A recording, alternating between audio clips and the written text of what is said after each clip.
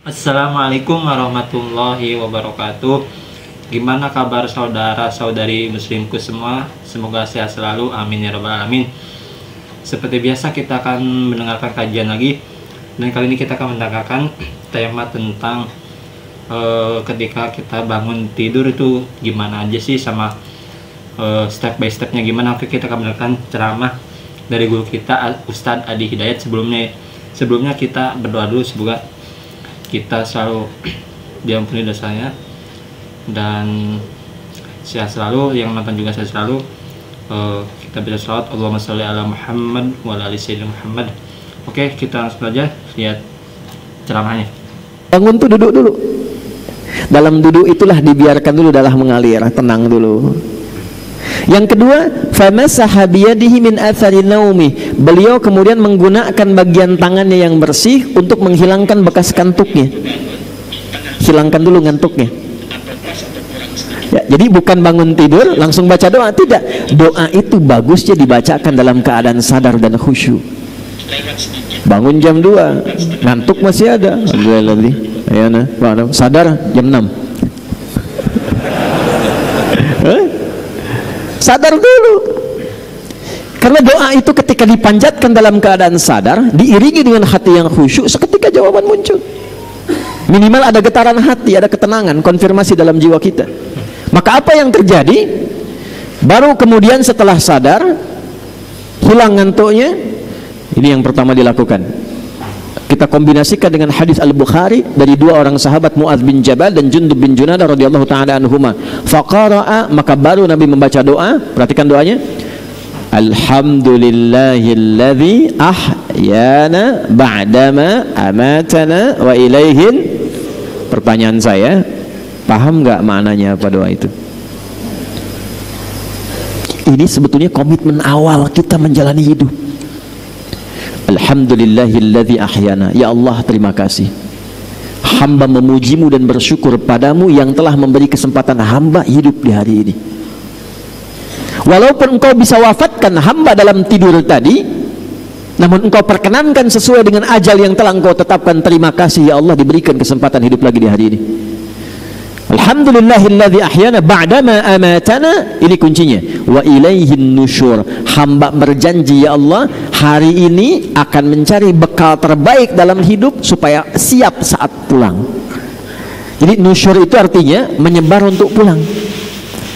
Kita saat mengatakan wa ilaihin nusyur, kita berkeyakinan selama ini beraktivitas, satu saat pasti pulang. Itu saat kembali kepada Allah.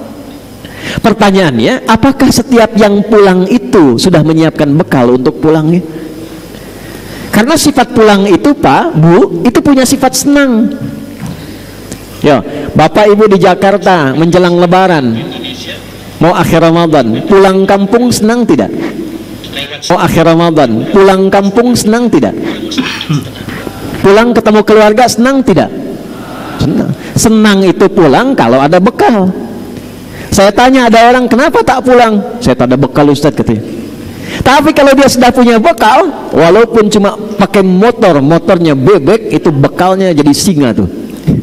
Belakang kasih pelepah pisang, tambah lagi kemudian bacaan dus 1, dus 2, dus 3. Di belakang dekat knalpot dia tuliskan, aku pulang sayang. Dan di rumah dia kabari, ini miniatur kehidupan. Di rumah dia kabari, aku pulang nih, abang pulang, katanya. Dan yang di rumah itu bisa menyiapkan bekal yang tadi telah disiapkan untuk datang, diganti dengan semua persiapan yang indah. Rumah dicat, kue-kue disiapkan, yang tidak ada jadi ada, dan cuma ada di Indonesia. Mohon maaf, itu kalengnya kaleng biskuit, isinya bisa rangginang. Saya tidak sebut nama supaya tidak endorse itu ya. Nah, itu miniasi dunia, makanya disebut Id. Id itu pulang. Innallaha la yukhliful mi'ad. Mi'ad itu waktu pulang. Tempat pulang disebut ma'ad. Innalladzi farada 'alaikal Qur'ana laradduka ila ma'ad. Hei engkau yang sibuk, hei yang punya jabatan, hei yang punya kekayaan, hei yang merasa pintar, hei yang ini, hei yang itu, silahkan kau kerjakan apapun dalam hidupmu, tapi engkau pasti pulang. Quran surah 39 ayat 30, innaka mayyitun wa innahum mayyitun. Muhammad, engkau akan pulang dan umatmu pun semua akan pulang. Nah, ini mayit nih. Saya juga mayit, calon meninggal. Ya, antum mayit nih, meninggal tuh, meninggal. Waktunya bisa beda-beda, bisa antum duluan, saya belakangan bisa.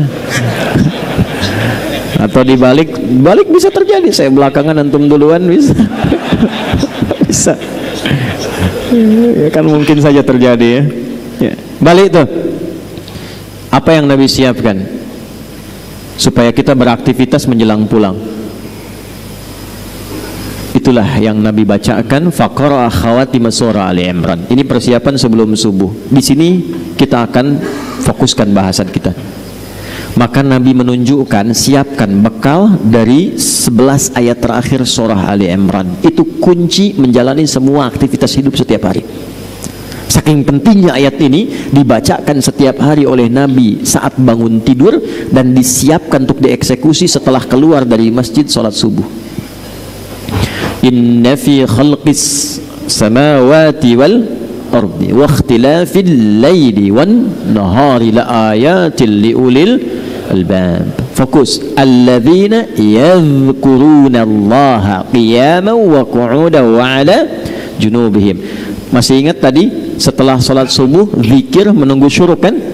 Dijawab di ayat ini, alladzina yadhkuruna Allaha qiyaman wa qu'udan wa ala junubihim wa yatafakkaruna fi khalqis samawati wal ard rabbana ma khalaqta hadza batila subhanaka faqina adzaban nar. Belum selesai. Rabbana innaka man tudkhilin nara faqad akhzaita wa ma lidh-dhalimina min ansar. Belum selesai. Rabbana innana sami'na munadiyan yunadi lil imani an aminu bi rabbikum fa'amanna. Rabbana faghfir lana dhunubana wa kaffir 'anna sayyi'atina wa tawaffana ma'al abrar. Rabbana wa atina ma wa'adtana 'ala rusulika wa la tukhzina yawmal qiyamah innaka la tukhliful mi'ad. Sampai sini saja, sampai pulang.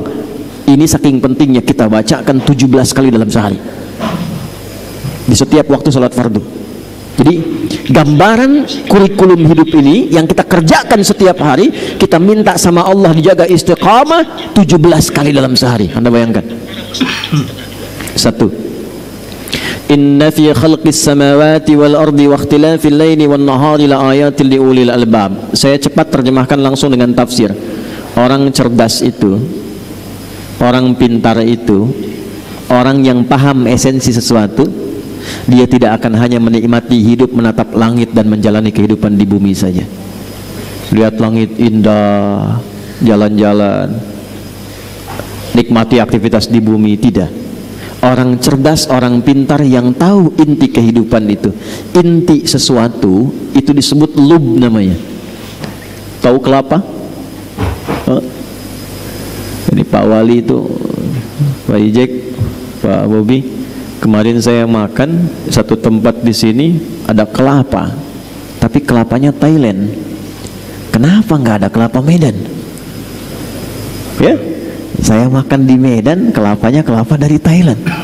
Nanti ada hadis Nabi di ujung saya ingatkan tentang kondisi masa depan yang perkembangan teknologi semakin cepat. Supaya nggak lompat-lompat, saya urutkan dulu. Kelapa itu ada kulitnya nggak luarnya? Serabut ya. Setelah ketemu serabut, ketemu apa?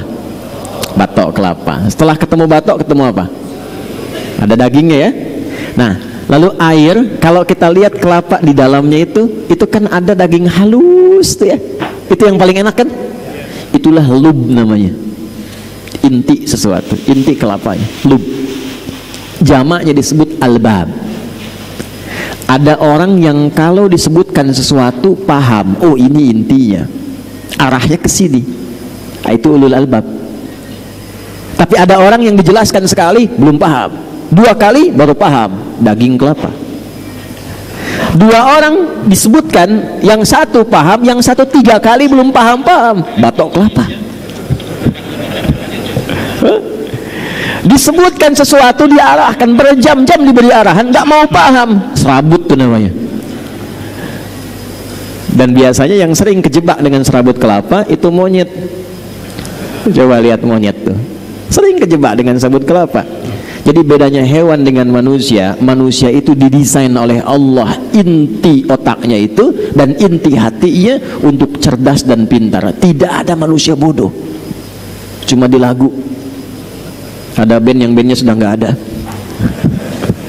Nggak ada manusia bodoh. Semua manusia diciptakan Allah pintar. Nah, tingkat tertinggi yang pintar itu disebut oleh Al-Quran dengan ulul albab. Siapa ulul albab ini? Tingkat tertingginya yang paham tugas dia dalam menunaikan kehidupan di bumi untuk pulang ke akhirat. Allahumma sholli ala Muhammad wa ala ali Muhammad. Alhamdulillah, kita sudah menyaksikan ceramah dari Ustaz Ali Hidayat. Semoga bermanfaat bagi kehidupan kita, terutama semoga kita menjadi lebih baik lagi. Amin ya rabbal alamin. Terima kasih. Sehat selalu. Assalamualaikum warahmatullahi wabarakatuh.